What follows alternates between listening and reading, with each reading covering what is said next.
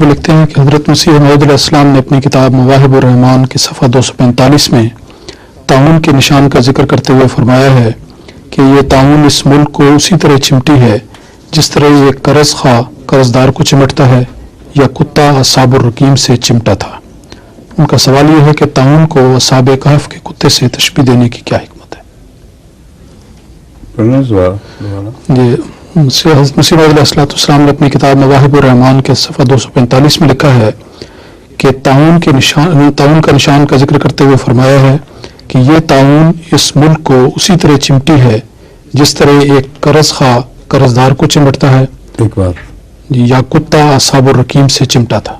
ٹھیک ہے، کتا جو اصحاب الرقیم سے چمٹا تھا، کیوں چمٹا تھا ان سے کچھ پتا؟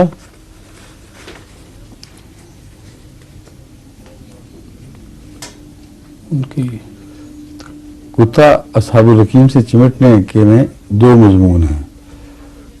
قرض خواہ کے ساتھ اس کی نسبت ایک ہے، ہر مالک پر اس کی مملوک کا ایک حق ہوتا ہے اور جب تک وہ حق ادا ہوتا رہے وہ اسے چمٹا رہے گا، اور اگر نہ بھی ادا کرے تو وہ مطالبہ کرتا رہے گا، اور اس مطالبے میں کتے سے زیادہ اور کوئی وفادار اور شدید نہیں ہوتا۔ تو اس کا کوئی احسان نہیں تھا اصحاب الرقیم پہ، اس کی وقاع اس کی روٹی ان سے وابستہ تھی، اس لیے وہ ان سے چمٹ گیا، وہ قرض دار ہو گئے اور یہ قرض خواہ ہو گیا۔ دوسرے اس کتے کی خصوصیت یہ تھی کہ وہ متنبع کرنے والا تھا اور ان کی چوکھٹ پر بیٹھا ہوا تھا۔ تو یہ جو عمومی مشابہتیں ہیں تنبیہ کی اور اپنا حق وصول کرنے کی، یہ تعاون کے کیڑے میں پائی جاتی ہیں۔ وہ ایسی وبا ہے جو انہوں نے کمائی ہوئی ہے اور اس کا حق ہے کہ اب ان کا خون چوسے۔